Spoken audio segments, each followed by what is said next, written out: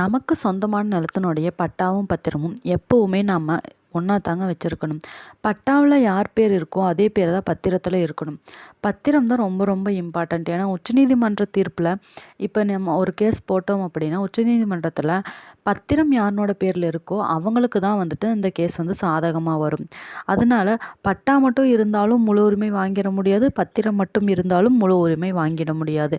பத்திரமும் பட்டாவும் ஒரே பேரில் தான் இருக்கணுங்க. போலி பத்திரத்தை உருவாக்கி வந்துட்டு பட்டாவாக மாற்றி ஈஸியாக வந்து ரிஜிஸ்டர் பண்ணிடலாம். ஆனால் நீங்கள் ஒரிஜினல் நகலை கொடுத்தீங்க அப்படின்னா போலி பத்திரத்தை ஈஸியாகவே கண்டுபிடிக்க முடியும். அதை நீங்கள் வந்துட்டு கலெக்டர்கிட்ட வட்டாட்சியர்கிட்ட கொடுத்தீங்கன்னா அவரே வந்துட்டு இந்த போலி பத்திரத்தை வந்து ரத்து செஞ்சிருவார்.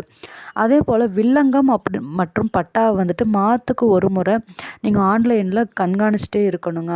ஏன்னா அது வந்து அப்போ தான் வந்துட்டு போலி பத்திரம் இருக்கா, நம்மளோட நிலத்தின் பேரில் போலி பத்திரம் ஏதாவது எடுத்திருக்காங்களா அப்படிங்கிறது நமக்கு தெரியும்.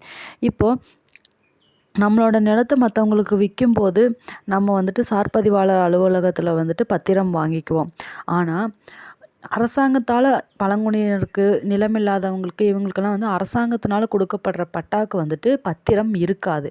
அதுவும் வந்துட்டு நீங்கள் கவனிச்சுக்கணும். அதனால் நீங்கள் பத்திரம் மட்டும் வச்சுருந்தீங்க அப்படின்னா பட்டா இல்லாமல் ரெவென்யூ டிபார்ட்மெண்ட்டில் போய் அப்ளிகேட் பண்ணி சீக்கிரமாகவே நீங்கள் உங்களோட பேரில் பட்டா வாங்கி வச்சுக்கோங்க. அப்போ தான் வந்துட்டு உங்களுடைய நிலம் உங்களுக்கு சொந்தம் அப்படின்னு முழுசாக நீங்களே நம்ப முடியும்.